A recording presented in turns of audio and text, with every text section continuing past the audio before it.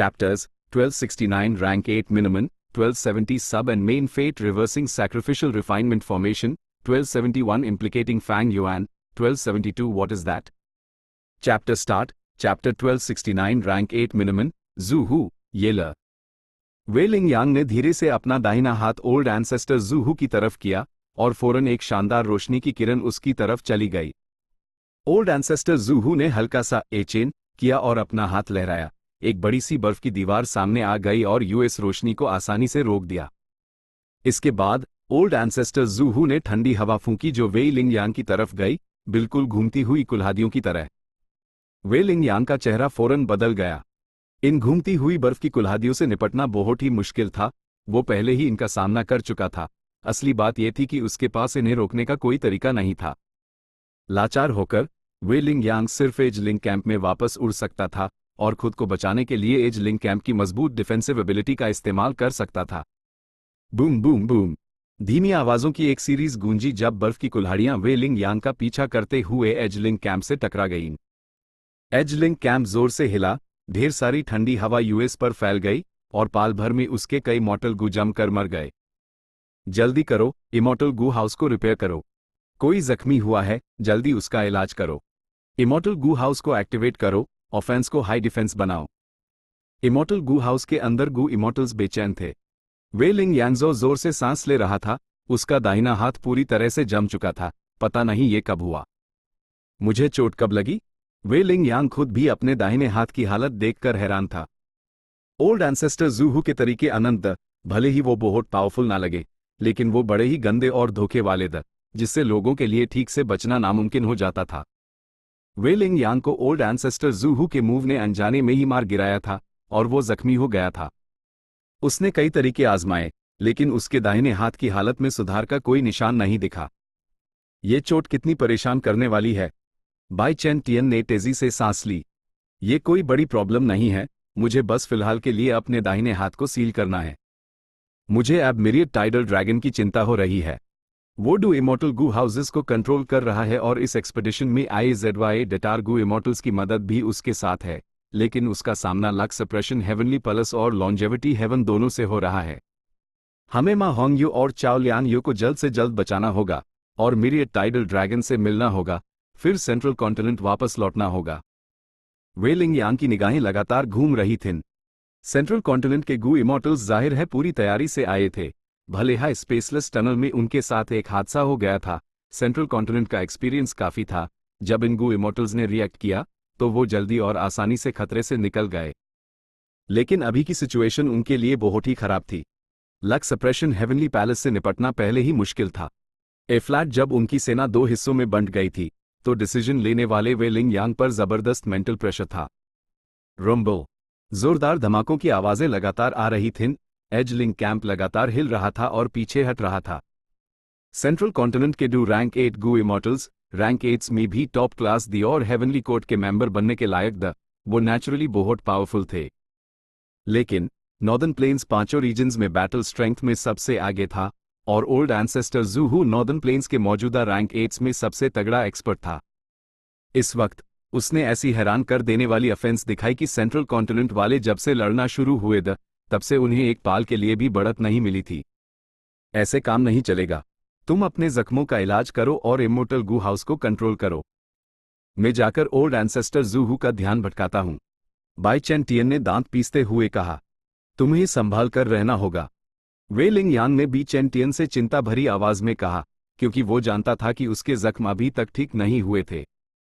By chain टियन as लिंग camp से बाहर उदा और जल्दी से अपना इमॉर्टल किलर मूव इस्तेमाल किया। एक हरी रोशनी की किरण में बदलकर नीचे बर्फीली चोटियों की तरफ उड़ गया। बाई चेन टियन का इरादा fate reversing sacrificial refinement formation को तबाह करना था। उसके तबाह होने से एज लिंग कैंप बिना किसी रुकावट के नीचे जा सकता था, सीधे चाओ लियान यू और शायद मा होंग यू को भी बचा लेता। ओल्ड एंसेस्टर जू हू भले हाई पावरफुल था, लेकिन वो एज लिंग कैंप के हमले को रोक नहीं पाता। दिन में सपने देखना बैंड करो। ओल्ड एंसेस्टर जू हू सेंट्रल कॉन्टिनेंट की चाल पहले ही समझ चुका था।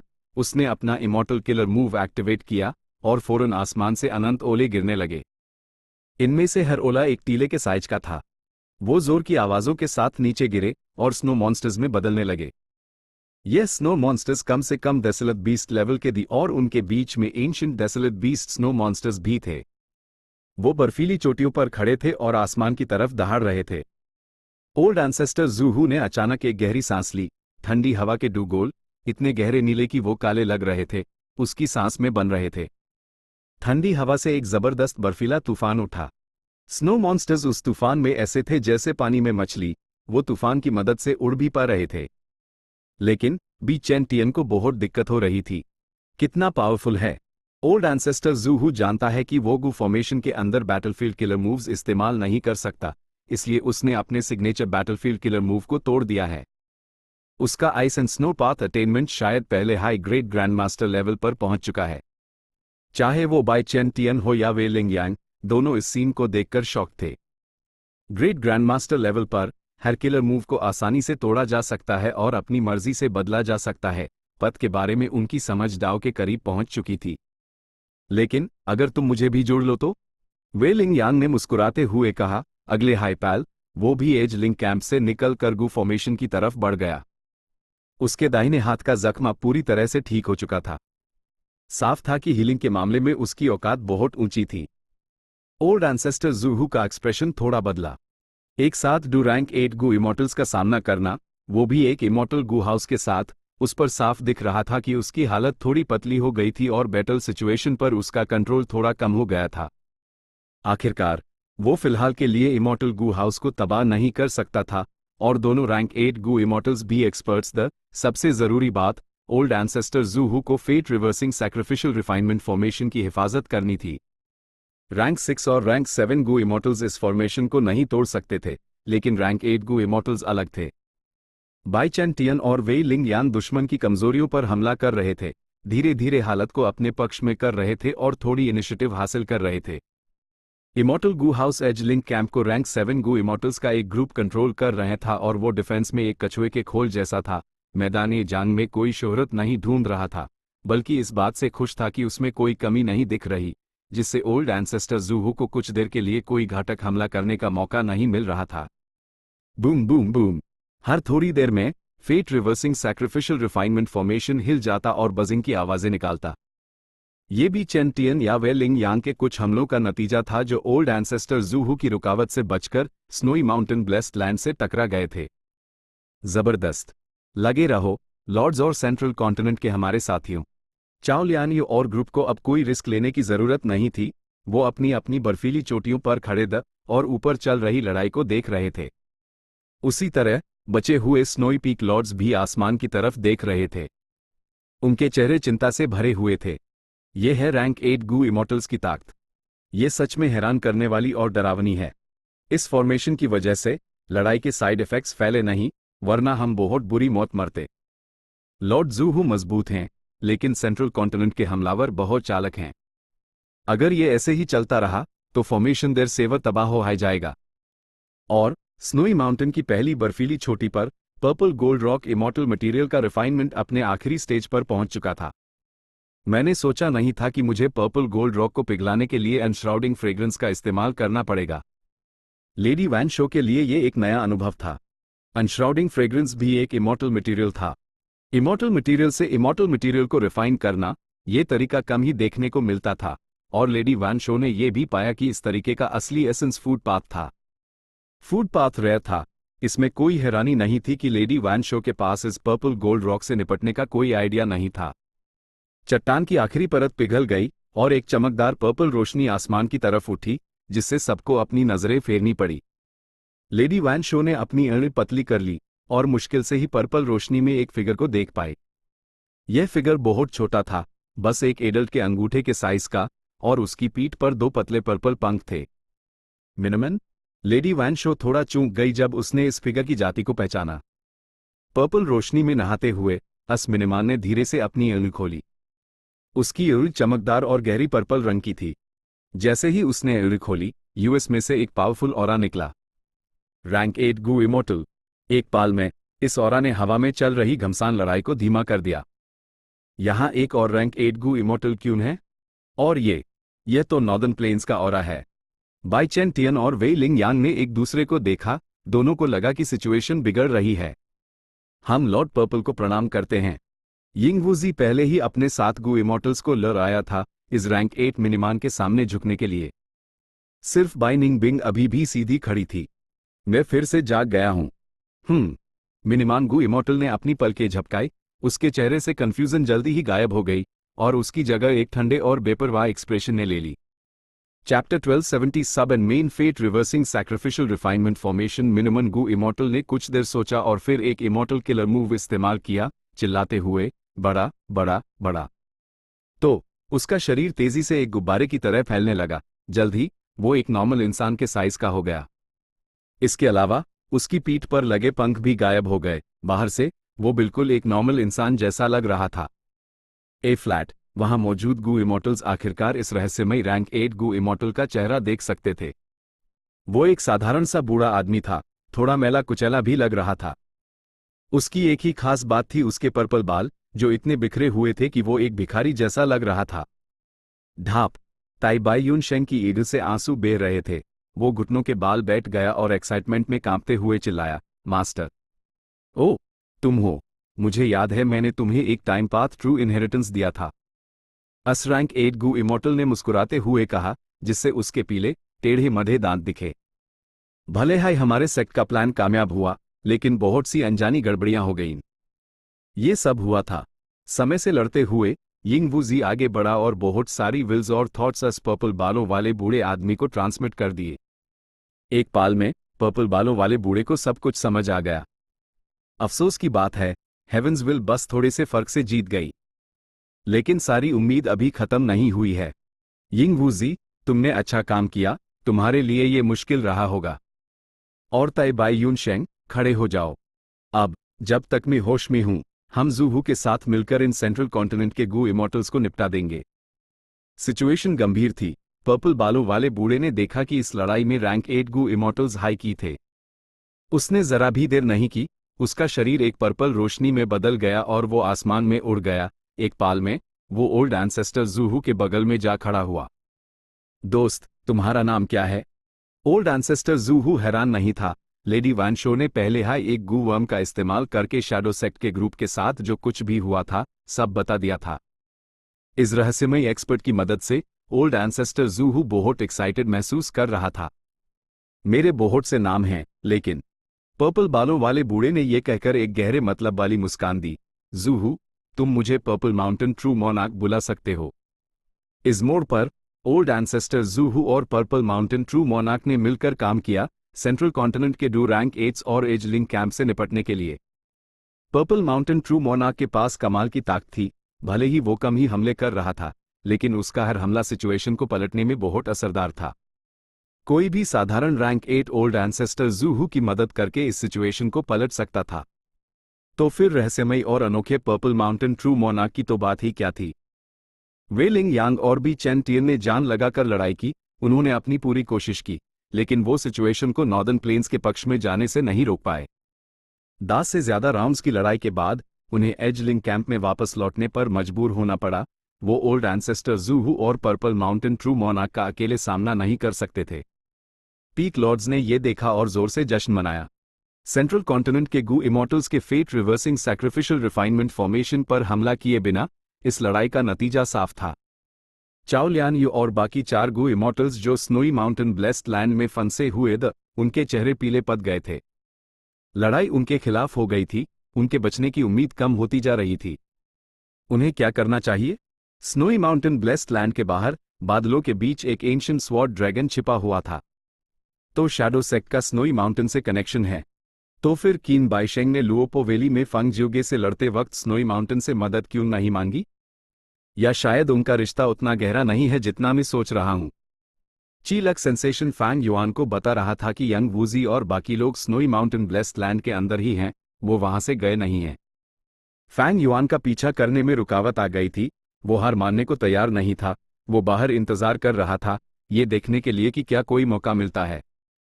और 1000 ली दूर एक जगह डुगू इमॉर्टल्स आसमान से उतरे। वो कोई और नहीं बल्कि लॉन्जेविटी हेवन के ब्लैक एक्सट्रेमिटी और फ्लड एक्सट्रेमिटी थे। ये वही जगह है। ब्लैक एक्सट्रेमिटी ने अपने गू वॉर्म्स का इस्तेमाल करते हुए कहा, जिससे एक बड़ी हलचल मच गई। उनके सामने की छोटी सी धलन रेनबो लाइट में चमकने लगी। फ्लड एक्सट्रेमिटी फौरन समझ गया, तो तुमने यहाँ एक गू फॉर्मेशन सेटअप किया है, क्या तुम चाहते हो कि मैं ऐप गू फॉर्मेशन को कंट्रोल करूं? ब्लैक एक्सट्रेमिटी ने अपना सर हिलाया। जब तक हम अंदर नहीं पहुंच जाते, इंतजार करो। उसने एक बड़ा कदम आगे बढ़ाया, गू फॉर्मेशन में दाखिल होते हुए, और फ्लड एक्सट्रेमिटी उसके पीछे पीछे चला। एक बार जब वो गू फॉर्मेशन के अंदर पहुंचे, फ्लड एक्सट्रेमिटी का एक्सप्रेशन बदल गया। उसने हैरानी से कहा, इस गू फॉर्मेशन का ऑरा बहुत शानदार है, जैसा कि तुमसे उम्मीद थी ब्लैक एक्सट्रेमिटी। मैं बता सकता हूं कि एक्टिवेट होने पर इसमें कमाल की ताकत होगी। लेकिन आखिर में फ्लड एक्सट्रेमिटी की आवाज में हिचकिचाहट थी। लेकिन क्या? ब्लैक एक्सट्रेमिटी ने यूज बड़ी दिलचस्पी से देखा। फ्लड एक्सट्रेमिटी ने गहरी आवाज में कहा, लेकिन मुझे लगता है कि यह फॉर्मेशन पूरा नहीं है, इसमें कुछ कमी है। ये एक झील की तरह है, जिसे समंदर से जोड़ने वाली कोई चीज होनी चाहिए। ब्लैक एक्सट्रेमिटी ने यह सुना और उसकी भावनाएं उठ गईं। उसने तारीफ की और तालियां बजाई। जैसा कि वाटर पाथ के क्वाजी ग्रेट ग्रैंड मास्टर से उम्मीद थी, तुम अपने पथ के जरिए दूसरे पाथ्स को समझने में पहले से ही माहिर हो। बिल्कुल सही। यह गू फॉर्मेशन सिर्फ एक सब फॉर्मेशन है, इसका एक करस्पॉन्डिंग मेन फॉर्मेशन भी है। तो फिर मेन फॉर्मेशन कहाँ है? फ्लड एक्सट्रेमिटी ने तेवर चढ़ाए। ब्लैक एक्सट्रेमिटी के जवाब देने से पहले उसे एक आइडिया आया और उसने समझते हुए कहा, मैं समझ गया। Main formation snowy mountain blessed land में वो fate reversing sacrificial refinement formation है। बिल्कुल। ब्लैक एक्सट्रेमिटी हंसा। मुझे पहले सुनमिंग लू बनकर लेडी वैन शो के करीब जाने का काम सौंपा गया था। आखिरकार मैंने fate reversing sacrificial refinement formation बनाया जिसमें रिवर्स फ्लो रिवर का इस्तेमाल हुआ। भले हाई ओल्ड एंसेस्टर जू हु इस वक्त नॉर्दर्न प्लेन्स का सबसे मजबूत इंसान है, लेकिन वो फॉर्मेशन पाथ में माहिर नहीं है। वो ये नहीं समझ पाया कि मैंने एक बैकडोर रखा है। अभी जैसे हाई मेन इस सब फॉर्मेशन को एक्टिवेट करूंगा, main snowy mountain blessed land के मेन फॉर्मेशन को तोड़ सकता हूं और रिवर्स फ्लो रिवर को यहां खींच सकता हूं। एक बार गू फॉर्मेशन टूट गया तो स्नोई माउंटेन ब्लेस्ड लैंड के आसपास के 10,000 ली के दायरे में हर कोई और हर चीज बहकर यहां आ जाएगी। ब्लैक एक्सट्रेमिटी ने एक्साइटेड निगाहों से कहा। फ्लड एक्सट्रेमिटी शॉक था। इस हिसाब से क्या वो चारों रैंक 8 ग्रेट एक्सपर्ट्स भी यहां भेजे दिए जाएंगे? ब्लैक एक्सट्रेमिटी ने अपना सर हिलाया। Reverse flow river heaven and earth का एक सक्लूडेड डोमेन है। ये साधारण नहीं है, इसमें बेहिसाब डाउ मार्क्स हैं। जैसे ही कोई रिवर्स फ्लो रिवर में गिरता है, रैंक 8 ग्रेट एक्सपर्ट्स भी कोई गूवर्म इस्तेमाल नहीं कर सकते। लेस देन ग्रेटर देन में जब रेंजू ने रिवर्स फ्लो रिवर में ऊपर की तरफ सफर किया था, तो उसने नदी के अंदर कोई गूवर्म इस्तेमाल नहीं किया था। तो फिर वो हमारे लिए काटने वाले बकरे नहीं बन जाएंगे? फ्लड एक्सट्रेमिटी एक्साइटेड था, लेकिन ब्लैक एक्सट्रेमिटी ने अपना सर हिलाया। हम रिवर्स फ्लो रिवर के बाहर हैं, अगर हम कोई हमला करेंगे तो वो रिवर्स होकर हम पर ही वापस आ जाएगा।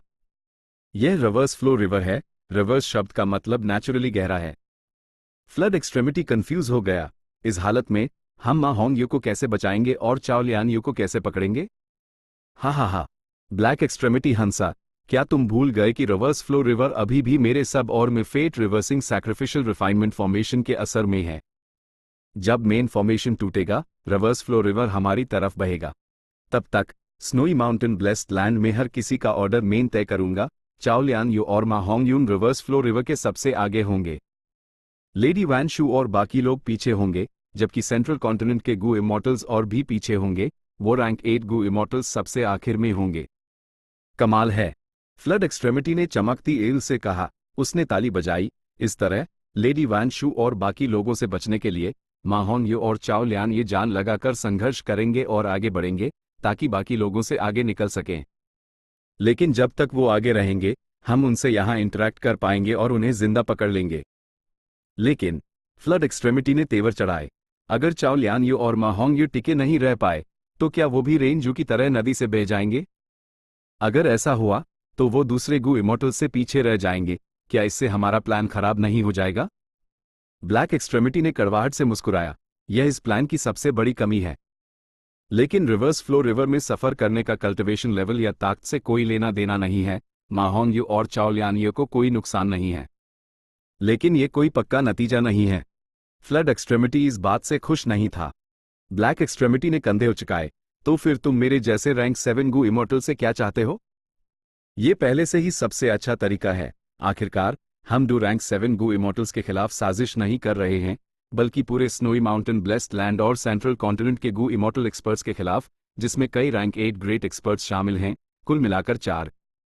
फ्लड एक्सट्रेमिटी चुप हो गया, उसने लाचारी से सर हिलाया, ये वाकई उनकी लिमिट थी। असल में ये पहले ही बहुत बड़ी बात थी कि ब्लैक एक्सट्रेमिटी ने इतना कुछ हासिल कर लिया था। चिंता मत करो, हम बस इंतजाम का एक हिस्सा हैं। लॉर्ड साउथ डिजोलेशन जाग चुके हैं, उनके पास जरूर दूसरे प्लान्स होंगे। हमें बस अपना काम करना है, वही काफी है। ब्लैक एक्सट्रेमिटी ने फ्लड एक्सट्रेमिटी के कंधे पर तसल्ली देते हुए थपथपाया। Chapter 1271 implicating Fang Yuan boom boom boom. एक विशाल सींग का साया आसमान में इधर उधर घूम रहा था, हमलों की बौछार कर रहा था। ओल्ड एंसेस्टर ज़ूहू के चारों तरफ ठंडी एनर्जी रिस रही थी, जो नीली बर्फीली ठंडक में बदलकर एजलिंग कैंप पर लेयर्स में हमला कर रही थी। एजलिंग कैंप में सेंट्रल कॉन्टिनेंट के डू रैंक 8 दांत पीस रहे थे। उनके पीछे के गू इमॉर्टल्स इमॉर्टल गू हाउस को रिपेयर करने की कोशिश कर रहे थे। वो पसीने से तरबतर थे और उनके चेहरों पर घबराहट थी। इसी बीच ओल्ड एंसेस्टर ज़ूहू के बगल में पर्पल माउंटेन ट्रू मॉनार्क चमकदार पर्पल रोशनी में लिप्त हुआ था, जो पूरे स्नोई माउंटेन ब्लेस्ड लैंड में फैल रही थी। सेंट्रल कॉन्टिनेंट का ग्रुप स्नोई माउंटेन पर हमला कर रहा था। पर्पल माउंटेन ट्रू मॉनार्क को यूज बचाने का काम सौंपा गया था। यह blessed land fate reversing sacrificial refinement formation की नींव थी। जब तक वो इसकी हिफाजत करते, सेंट्रल कॉन्टिनेंट हार जाता। हमें क्या करना चाहिए? बाई चेन टियन के चेहरे पर बेचैनी थी। अगर ये ऐसे ही चलता रहा तो हम न सिर्फ माहोंग्यू और चाओलियानियो को बचाने में फेल होंगे, बल्कि हम ये इमॉर्टल गू हाउस और अपनी जानें भी गंवा देंगे। वे लिंग यांग इस एक्सपेडिशन का लीडर था, उसका एक्सप्रेशन गंभीर था।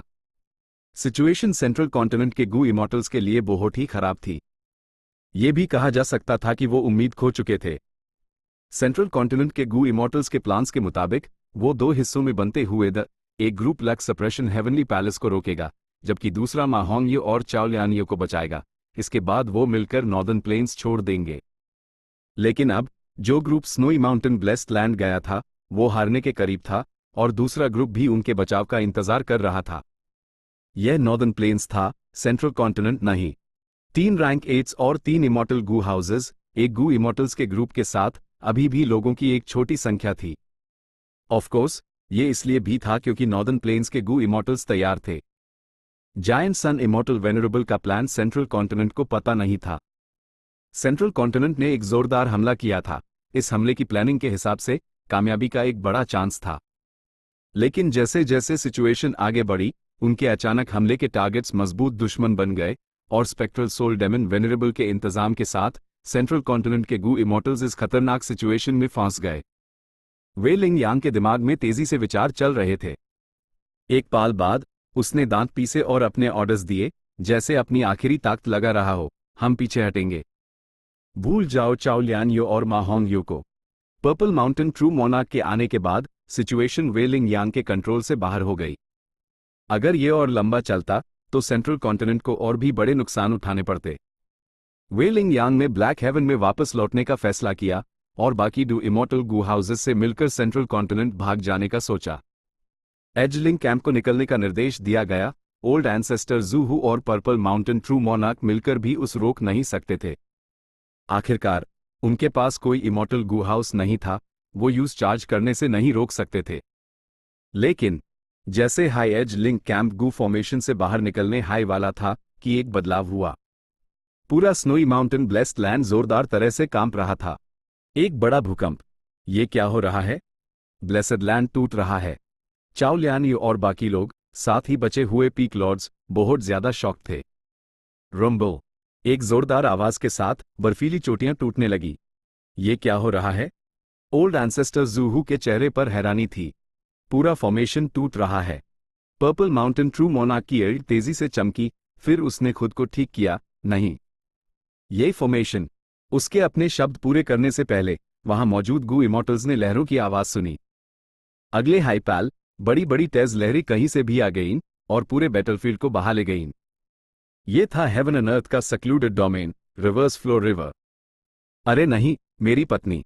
सब कुछ इतनी तेजी से हुआ कि ओल्ड एंसेस्टर ज़ूहू पहली छोटी की तरफ वापस जाना चाहता था, लेकिन रास्ते में ही वो नदी में बह गया। रिवर्स फ्लो रिवर के अंदर कोई भी गू वर्म एक्टिवेट नहीं किया जा सकता था। ओल्ड एंसेस्टर जूहू अपना बचाव नहीं कर पाया, वो तेज लहरों में बह गया। उसके पास इस जगह सबसे ज्यादा बैटल स्ट्रेंथ थी। अगर उसके साथ ऐसा हुआ तो बाकियों की तो बात ही क्या थी। इमॉर्टल गू हाउस एज लिंक कैंप नदी में टूट गया। सेंट्रल कॉन्टिनेंट के गू इमॉर्टल्स गिरते हुए डम्पलिंग्स की तरह नदी में बह गए। चाओ लियान यू और बाकी सब, स्नोई माउंटेन ब्लेस्ड लैंड के peak lords, lady Wan Shou, Ying Wu जी का ग्रुप और मा होंग यून, सब के सब रिवर्स फ्लो रिवर के अंदर थे। स्नोई माउंटेन ब्लेस्ड लैंड पूरी तरह से तबाह हो गया। सिर्फ एक ढांचा बचा था जब असिमुलेशन की हवाएं चलने लगी। वो आ रहे हैं। डोर, ब्लैक एक्सट्रेमिटी के सर की नसें फूल रही थीं।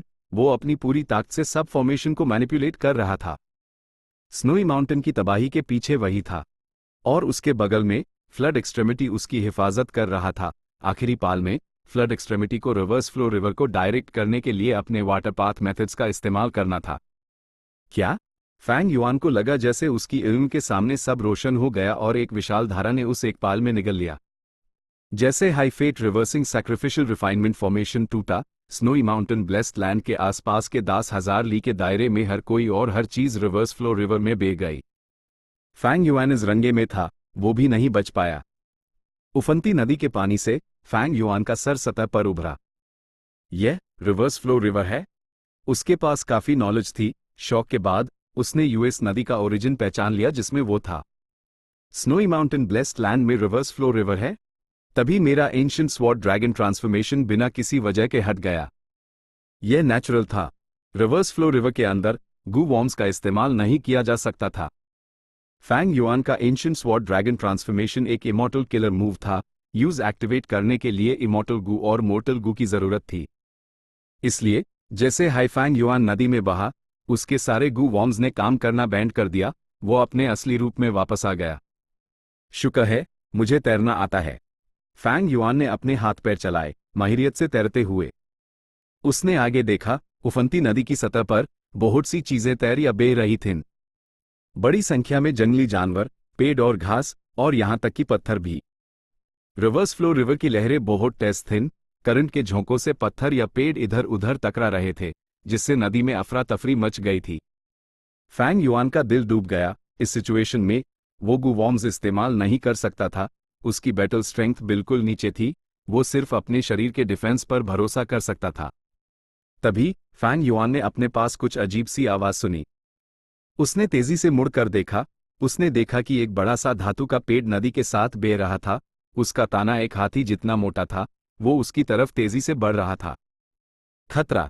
फैंग युआन की ईर्द सिकुड़ गई। वो बचना चाहता था, लेकिन यूएस तूफानी रिवर्स फ्लो रिवर में वो आसानी से हिल नहीं पा रहा था। उसकी स्पीड बहुत धीमी थी। धातु का पेड़ उसकी कमर से टकराया। फैंग युआन तेजी से नदी की गहराइयों में जा गिरा। इसके बाद उसने तेजी से अपने चारों हाथ पैर चलाए और फिर से नदी के ऊपर आ गया। Whoosh whoosh whoosh! वो तेजी से सांस ले रहा था। ताजी हवा अंदर लेते हुए उसने अपने शरीर का जायजा लिया, अपनी चोटों को चेक करते हुए। जब उसने चेक किया तो वो हैरान रह गया, क्योंकि उस कोई चोट नहीं आई थी। उसकी कमर पर सिर्फ एक नील का निशान था।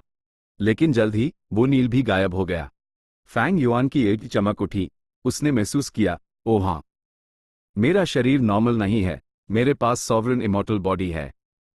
रिवर्स फ्लो रिवर के अंदर फैंग युआन कोई गू वर्म इस्तेमाल नहीं कर सकता था। वो सिर्फ अपने शरीर पर निर्भर था। लेकिन उसका सॉवरन इमॉर्टल बॉडी बिल्कुल भी नॉर्मल नहीं था। Chapter 1272 what is that? Yitian mountain की लड़ाई खत्म होने के बाद फैंग युआन ने इस शरीर की लिमिट्स को टेस्ट किया था। उसने कोई गू वर्म इस्तेमाल नहीं किया, लेकिन वो एक दौड़ते घोड़े की तरह तेज था। बस हल्का सा उछालने पर वो 10 मीटर की दूरी तय कर सकता था। 180 मीटर की ऊंचाई से सर नीचे करके कूदने पर उस थोड़ा चक्कर आया, लेकिन ये सिर्फ 3 सांस तक ही रहा और उसके समझने से पहले ही गायब हो गया। उसके पास बहुत ताकत और सहन शक्ति भी थी। वो मिनट तक दौड़ता रहा बिना किसी थकान के। उसके पांचों सेंसेस और देखने की शक्ति कमाल की थी। उसकी नज़र जबरदस्त थी। 10,000 कदम आगे देखने पर भी उस सब कुछ साफ दिखाई देता था। जोरदार एक्सरसाइज के बाद उसकी दिल की धड़कन नॉर्मल हो जाती थी। हर बार जब वो धड़कता तो बहुत मजबूत और जिंदा दिल लगता। उसके सोचने की स्पीड भी बहुत तेज थी। भले ही वो विजडम की रोशनी में हो, वो इसे लंबे समय तक बनाए रख सकता था।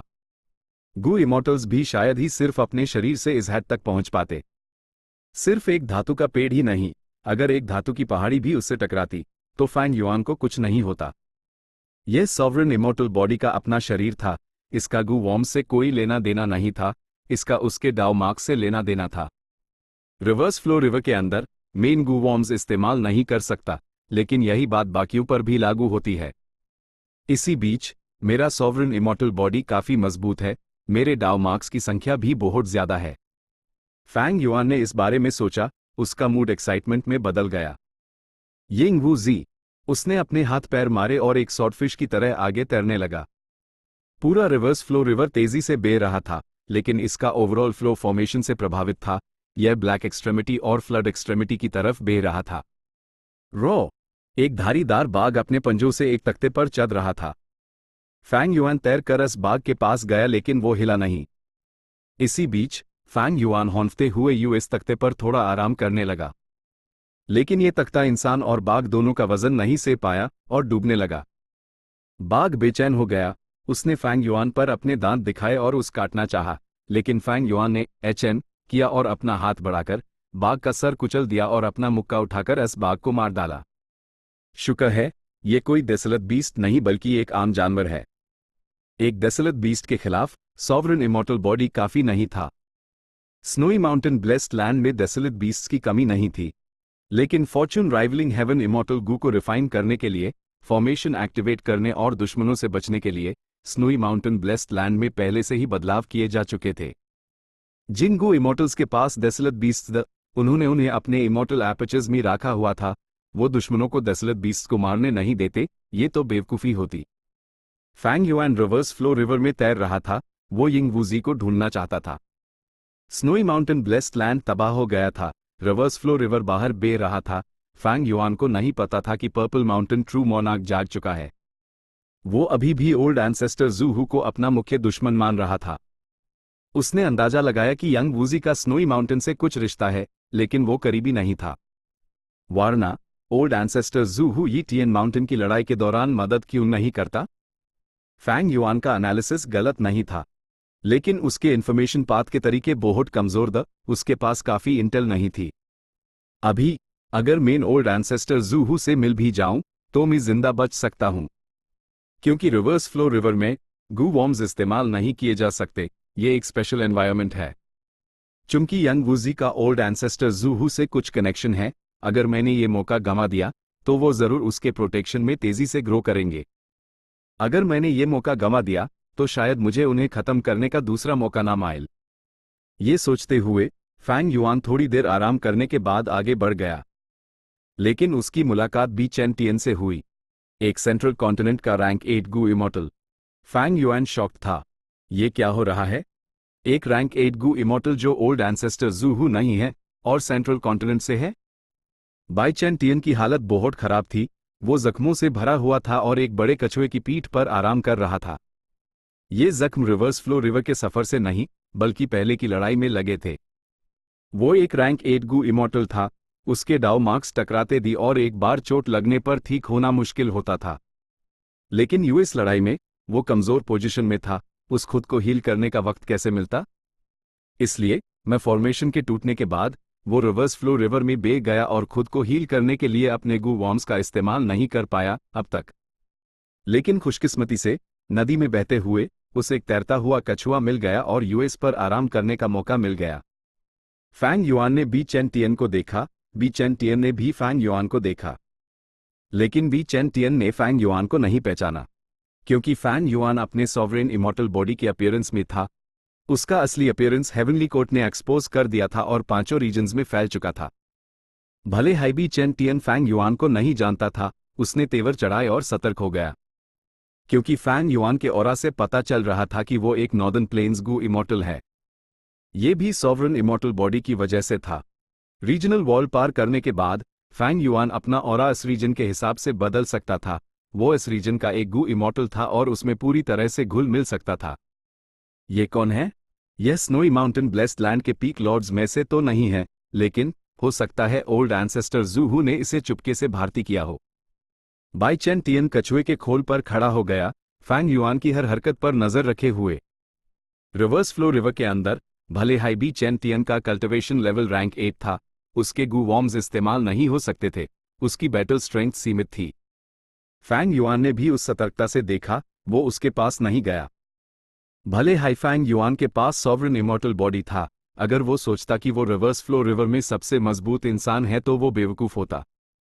रिवर्स फ्लो रिवर में गू वॉर्म्स इस्तेमाल नहीं हो सकते थे, लेकिन उसका शरीर बिल्कुल ठीक था, उसके डाउ मार्क्स असरदार थे। फैंग युआन का सॉवरन इमॉर्टल बॉडी बहुत पावरफुल था, इमॉर्टल बॉडी पर लगे डाउ मार्क्स की वजह से। उसी तरह अगर कोई गू मास्टर एक सुअर की ताकत पाने के लिए ब्लैक बॉर्गू का इस्तेमाल करता है तो उसके शरीर पर स्ट्रेंथ पाथ डाउ मार्क्स बन जाते हैं। अगर ये गू मास्टर रिवर्स फ्लो रिवर में गिर जाता है और गू वॉर्म्स इस्तेमाल नहीं कर पाता तो भी वो अपने शरीर का इस्तेमाल करके एक सुअर की ताकत से हमला कर सकता था। जहां तक दूसरे गू इमॉर्टल्स की बात है, उनके लंबे कल्टीवेशन के सफर में भला वो अपने शरीर में डाउ मार्क्स की संख्या बढ़ाने के लिए ब्लैक बॉर्गू जैसे गू वॉर्म्स का इस्तेमाल क्यों नहीं करते? यह नेचुरल था, कोई भी जो बेवकूफ नहीं था ऐसे डाउ मार्क्स के फायदे जानता था। फैंग युआन के शरीर के अपने फायदे ऐसे ही दूसरे गू इमॉर्टल्स के भी थे, बस हर इंसान के लिए इसका लेवल अलग अलग था। रैंक 8 गू इमॉर्टल्स की नींव बहुत गहरी थी। फैंग युआन इस वक्त भी चेन टियन से लड़ना नहीं चाहता था। तुम एक सेंट्रल कॉन्टिनेंट गू इमॉर्टल हो, मैं एक नॉर्दर्न प्लेन्स गू इमॉर्टल हूं, लेकिन मेरी ओल्ड एंसेस्टर जूहू से दुश्मनी है। मैंने यूज रैंक 8 इमॉर्टल गू रिफाइन करते देखा, मैं नहीं चाहता था कि वो कामयाब हो, इसलिए मेन ब्लेस्ड लैंड के बाहर गया और अंदर घुसने का रास्ता ढूंढने लगा। क्या तुम गू रिफाइन करने में उसकी मदद कर रहे हो? फैंग युआन ने जांच पड़ताल की। बाई चेन टियन के तेवर थोड़े नरम पड़े, उसने जवाब दिया, ओल्ड एंसेस्टर जूहू मेरा भी दुश्मन है। कुछ देर पहले main snowy mountain blessed land में उससे लड़ रहा था, लेकिन यह अचानक हादसा हो गया। मेरे सारे जख्म ओल्ड एंसेस्टर जूहू ने दिए हैं। दोनों ने बात की और इन्फॉर्मेशन एक्सचेंज की। फैंग युआन को अब समझ आया कि स्नोई माउंटेन ब्लेस्ड लैंड में इतना कुछ हो चुका था, लेकिन बी चेन टियन ने बहुत सी बातों को गोलमोल कर दिया। फैंग युआन को ज्यादा इंटेल नहीं मिल सकी। आखिरकार वो एक दूसरे पर भरोसा नहीं करते थे। यह नेचुरल था, उनकी बस थोड़ी सी बात हुई थी, यह बताना मुश्किल था कि दूसरे इंसान के इरादे क्या थे। और इस सिचुएशन में जहां गू वॉर्म्स इस्तेमाल नहीं किए जा सकते थे, दोनों तरफ के लोग अपनी सबसे ज्यादा सतर्कता पर थे। फैंग युआन जानता था कि वो भी चेन टियन से और जानकारी नहीं ले सकता और उसने वहां से जाने का फैसला किया। उसने यूएस बड़े जंगली कछुए को छोड़ दिया। बातचीत के दौरान भी वो उसके पास नहीं गया, जबकि बी चेन टियन ने फैंग युआन को कछुए की पीठ पर आराम करने के लिए इनवाइट नहीं किया। बाई चेन टियन ने फैंग युआन को जाते हुए देखा और उसका एक्सप्रेशन थोड़ा रिलैक्स हुआ। लेकिन इस पल एक अचानक हादसा हुआ। फिंग, एक हल्की सी आवाज गूंजी। एक मुट्ठी के साइज की चीज नदी से बहकर आई और फैंग युआन के चेहरे पर आ गिरी।